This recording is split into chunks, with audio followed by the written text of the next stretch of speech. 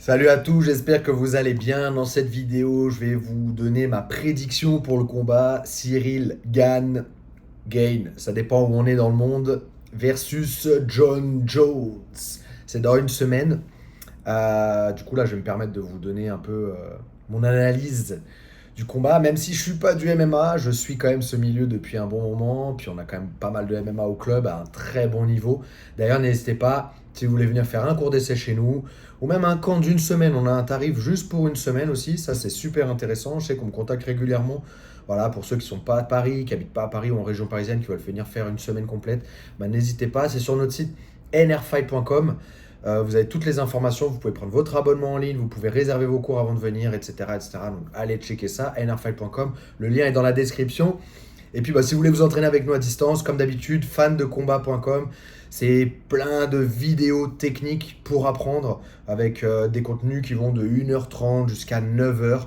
Il y a du Gordon Ryan, Danner, Nicolas Renier, Émilien Bouillard. Là, on a Olivier Michael Escout qui vient de nous rejoindre. On a Reda Meptouche. Samuel Monin, Mathias Jardin, voilà, on a beaucoup de monde. Donc n'hésitez pas à aller voir ça. Daniel Voirin, pour parler du MMA aussi. L'un des meilleurs coachs français quand même, faut le dire, hein. Après, voilà. Moi je vois, on va en parler un peu dans cette vidéo-là d'ailleurs, mais moi j'analyse les meilleurs coachs par rapport à ceux qui ont réussi à former des gens et voilà, emmener quelqu'un, on va dire, personne à la base, et l'emmener à un très haut niveau et à aller chercher à gagner des combats sur des gros événements. Donc voilà, Daniel Voirin, il en fait partie quand même. Il est arrivé en France, il a récupéré des gens qu'on connaissait pas, et puis il les a formés de A à Z, et c'est des mecs qui font des super combats. Et puis un autre aussi coach à qui j'aimerais tirer mon chapeau, dont on parle pas beaucoup parce qu'il est pas très réseaux sociaux, mais Arnaud Templier, pour moi, depuis le début, je dis que c'est l'un des meilleurs coachs pied-point pour le MMA, ou en tout cas, l'un des meilleurs coachs pied-point que j'ai vu réussir dans le MMA. On va plutôt dire comme ça.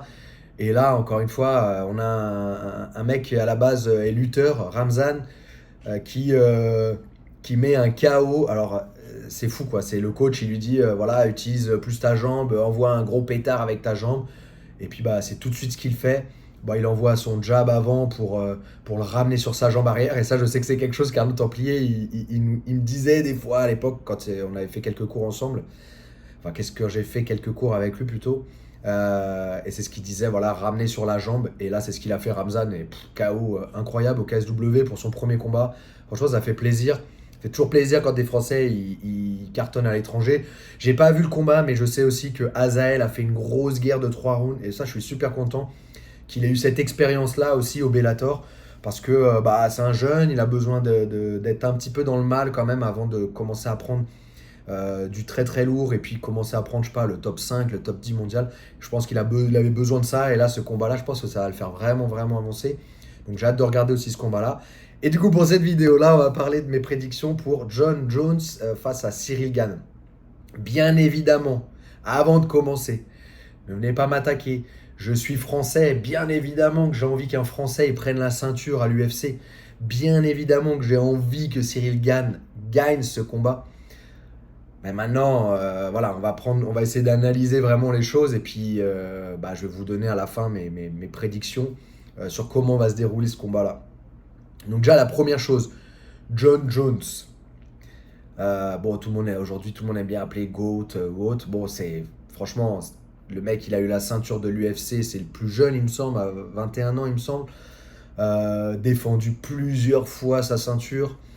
Enfin, juste un monstre. Et puis il n'a pas que défendu euh, un peu comme Adesanya où il va faire juste ce qu'il faut pour gagner. Non, quand il rentre dans la cage, c'est pour défoncer le mec. Donc c'est pas la même chose.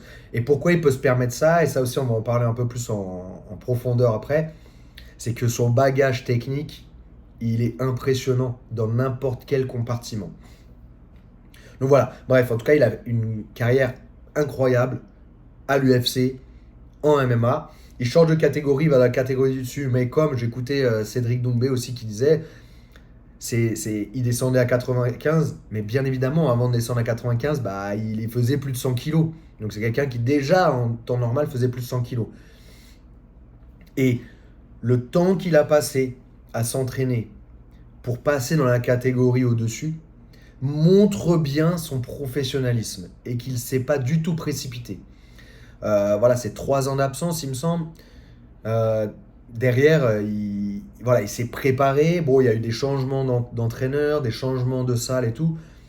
C'est peut-être ça où voilà, ça m'intéresse un peu de voir comment il a évolué, comment il a progressé là-dessus. Mais il nous a montré à plusieurs reprises que c'est pas du tout un amateur qui prend tout le monde au sérieux. Sauf Gustafsson la première fois où il l'avait pas pris au sérieux. Mais depuis, je pense que ça lui a servi de leçon et que maintenant il prend vraiment tout le monde au sérieux, qu'il prépare vraiment bien ses combats. Et là, du coup, il va prendre Cyril Gane. Cyril Gane, pareil, bah, qui fait. Pareil, non, pas pareil, mais qui fait aussi une très belle carrière à l'UFC. Et je suis vraiment content parce qu'on a vraiment besoin de Français qui cartonnent à ce niveau-là. Et aussi, là où il a réussi, c'est que, bah, voilà, maintenant il fait partie de l'UFC, quoi. Il fait partie de la famille UFC. C'est pas, voilà, 2 défaites et puis hop, ils peuvent le jarter. Cyril Gane, je pense que même s'il fait 2 défaites, 3 défaites, 4 défaites, je pense pas qu'ils vont le jarter de l'UFC. Je pense que maintenant, vraiment, il fait partie du paysage de l'UFC et ils ont besoin de lui dans la catégorie des poids lourds. Parce que, bah voilà, parce qu'il a un style quand même. Moi, je sais pas, ça me plaît. Alors, il y en a plein qui disent, ouais, c'est chiant à voir. Moi, j'aime bien quand même. Moi, j'aime bien. Moi, je suis pas je suis pas un spectateur où j'ai envie qu'il y ait du sang, où j'ai envie de voir des gens qui se tapent dessus. Moi, j'ai envie de voir des gens qui sont intelligents dans la façon de combattre et qui se prennent le moins de coups possible et qui sont capables de gagner. Après, ça manque un petit peu d'envie, ça manque un petit peu euh, voilà, ouais, d'envie de combattre et de terminer le combat. Sauf sur son dernier combat où là, ça fait plaisir. Là, on a vu un Cyril un peu sortir de lui et puis montrer qu'il avait envie vraiment de terminer le combat. Donc moi, mon interrogation, ça va être ça, ça va être sur ce combat-là. Est-ce que ce combat avec Tuivasa lui a fait sortir quelque chose en lui pour aller chercher John Jones? Je suis pas bien sûr. Pourquoi je suis pas bien sûr que ça va arriver? Parce que bah voilà, son entraîneur, c'est Fernand Lopez. On va devoir en parler un petit peu. Désolé pour tous les grands fans de Fernand. Mais moi, je pense, enfin, c'est pas je pense, c'est on a vu quasiment tous les combattants qui sortent du MMA Factory. euh, bah, attention, je veux pas qu'on interprète mal mes propos parce que c'est tout le temps facile de mal les interpréter. Mais voilà, c'est des combattants qui, je trouve, ne vont pas chercher le combat à fond. C'est-à-dire que c'est des gens, voilà, c'est péjoratif ce que je vais dire, mais ils sont beaucoup sur la fuite, ou ils sont beaucoup sur le reculoir, ou ils sont beaucoup je te touche, je me fais pas toucher, je tourne. Voilà, ils prennent pas forcément beaucoup de risques, je trouve, pour la plupart. Après, bien évidemment, il y a des exceptions. Mais voilà, on le voit, même Ngannou, tant qu'il était au MMA Factory, bah, c'était un combattant, il mettait des KO, mais parce qu'il avait ça en lui. Mais c'était, je trouve que trop souvent, alors j'ai du mal à trouver mes mots, mais je trouve que trop souvent, j'ai l'impression que Lopez euh, ne pousse pas assez ses combattants à aller chercher le combat. Alors peut-être qu'il va dire, ouais, mais il connaît rien, celui-là ou autre. Moi, je trouve que on fait du combat, il faut aller chercher le combat. Mais je vais expliquer pourquoi, selon moi, il utilise régulièrement cette stratégie-là de fuite. Et c'est pour ça que ça marche bien avec Cyril Gane, parce que Cyril Gane, il a le jeu pour ça. Il a le jeu pour toucher, fuir, il se déplace bien. Dans la catégorie des lourds, bah, il se déplace mieux que les autres. Il a quand même un pied-point qui est au-dessus de la plupart, donc il arrive bien à se promener. Il a un physique avantageux. Donc voilà, mais pourquoi en fait Lopez régulièrement met ces stratégies-là en place de touche, tourne.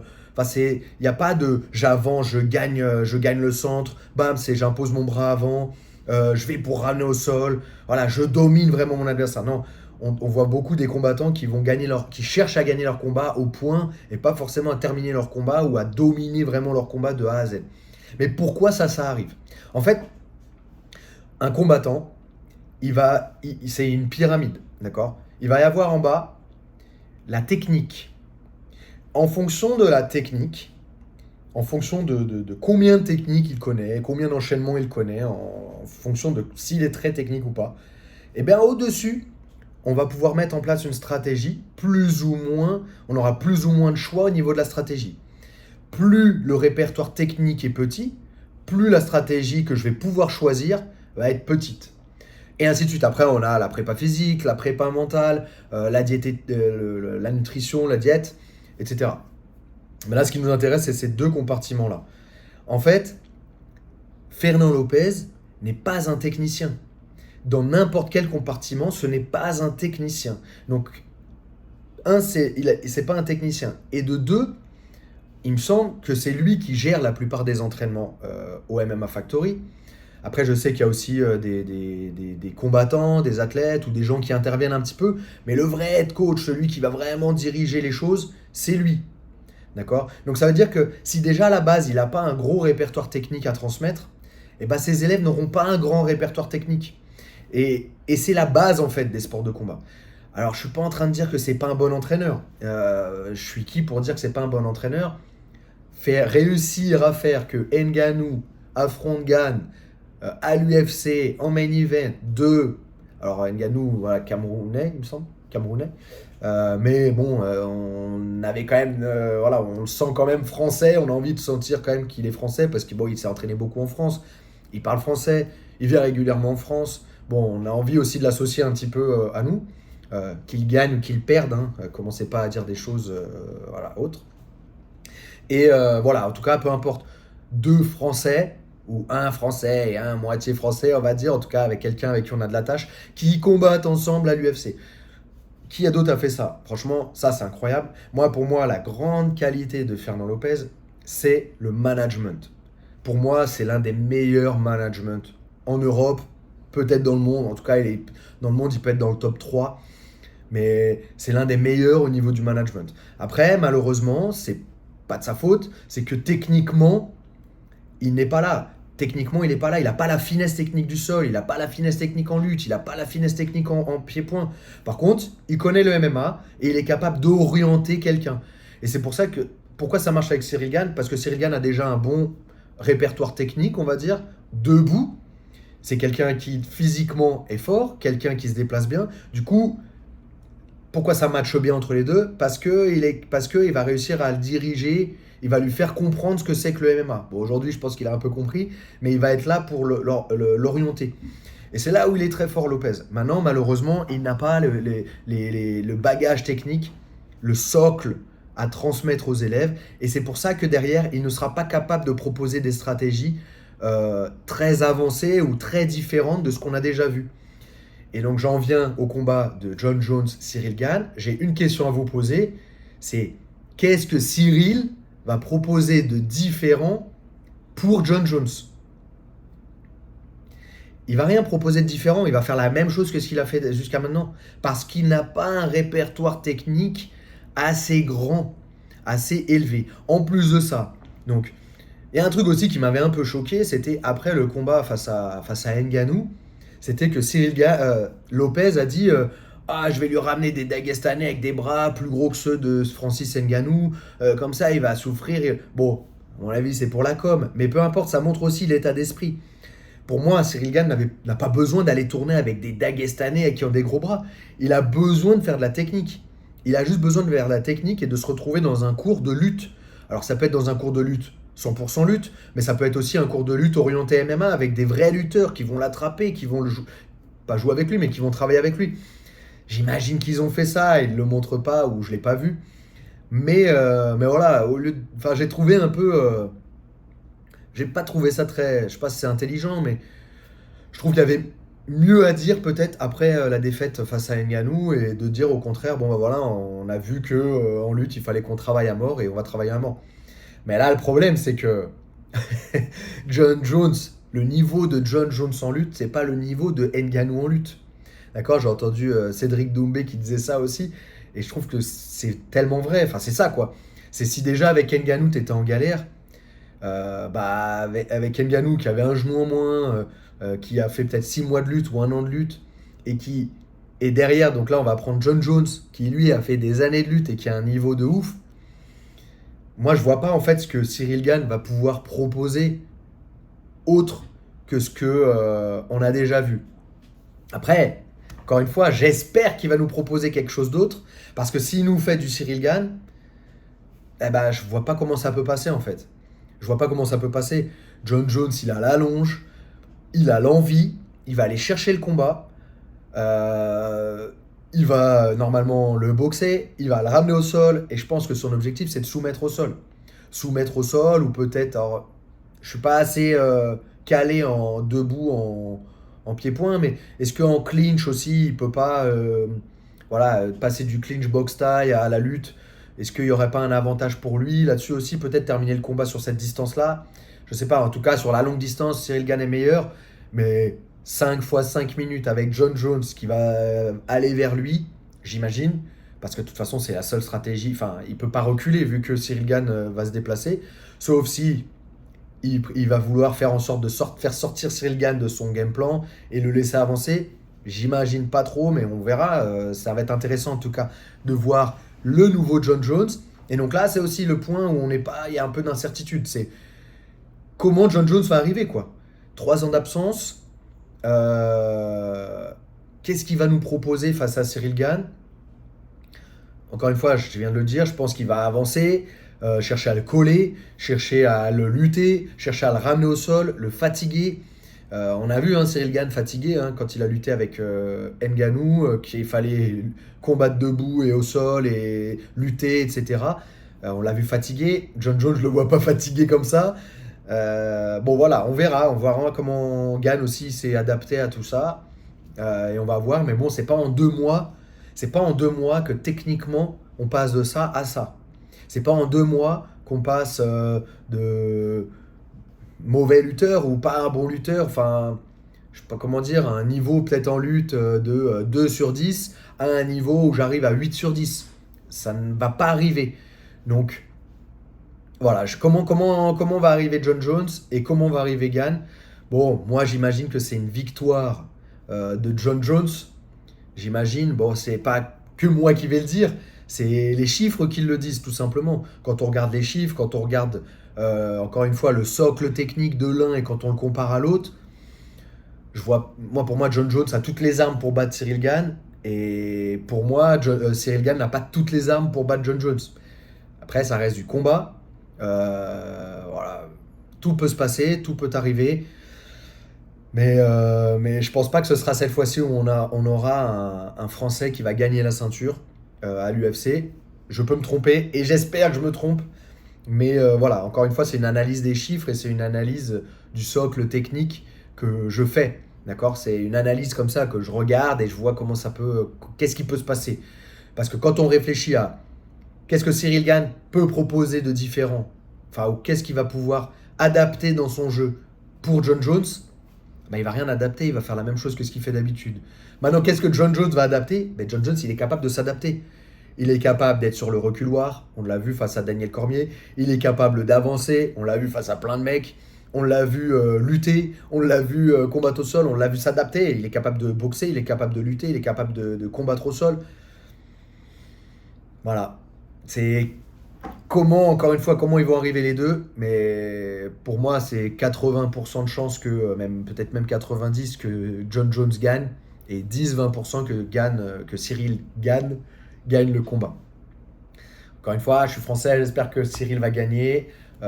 Bien évidemment, je serai pour lui, je vais regarder le combat et je serai à fond avec lui. Et j'espère me tromper pour le MMA français, pour la France, et puis bah voilà, pour le MMA Factory aussi, c'est cool qu'on ait un champion en France. Voilà, qu'on ramène la ceinture, même si j'y crois pas énormément. Voilà, j'espère que ça vous a plu mes petites analyses. N'oubliez pas, mettez un pouce, commentez, likez, abonnez-vous. Et puis toujours pareil, si vous voulez vous entraîner avec nous, que ce soit pour un cours, une semaine, un mois, 6 mois, un an, nrfight.com, vous avez toutes les informations. Il y a des cours de 6h du matin à 22h, du lundi au dimanche. Donc n'hésitez pas à venir, on a tout, on a lutte à livrer, JJB, MMA, boxe anglaise, boxe thaï. D'ailleurs, ce que vous ne savez peut-être pas, c'est qu'en boxe thaï, on a eu 2 champions de France et un vice-champion de France. Et ça, on a commencé le créneau compétition il n'y a même pas 6 mois. Donc imaginez ce qui peut se passer dans 1 an, 2 ans, 3 ans. Pareil, en boxe anglaise, on commence à avoir des gens très très bien. Tout le monde. Alors on connaît beaucoup le NR Fight pour la lutte à livrer et le MMA.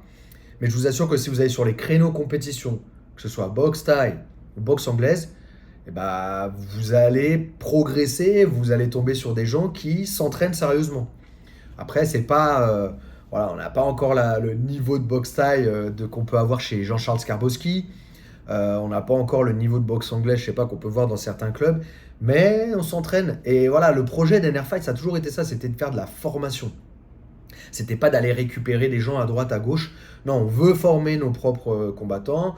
Et puis même, on veut encadrer les gens comme ils veulent être encadrés. Ceux qui veulent faire du MMA en loisir, ils peuvent faire en loisir. Ceux qui veulent faire en amateur, ils font en amateur. Ceux qui veulent faire en compétition et qui veulent être professionnels, ils peuvent être professionnels. Voilà, on essaie d'encadrer les gens euh, du début à la fin. Et puis même s'ils veulent être que loisir, il n'y a aucun problème. Vous êtes les bienvenus au club et on s'occupera du mieux qu'on peut de vous.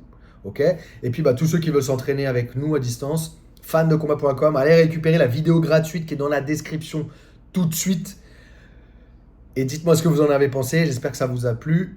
Et j'espère qu'elle vous plaira. Et j'espère que la vidéo vous a plu. Et puis aussi pareil, si vous voulez venir un jour au Brésil, j'organise régulièrement des camps. Il y a un camp qui a commencé hier ici au Brésil. On est 20 Français. 18 Français, 2 Canadiens. C'est même pas ça. C'est 17 Français, un Marocain, 2 Canadiens. Et normalement, le prochain stage, ce sera en novembre. Il y a déjà 10 inscrits. Donc voilà, j'en reparlerai là-dessus. Mais n'hésitez pas à venir me contacter pour plus d'informations.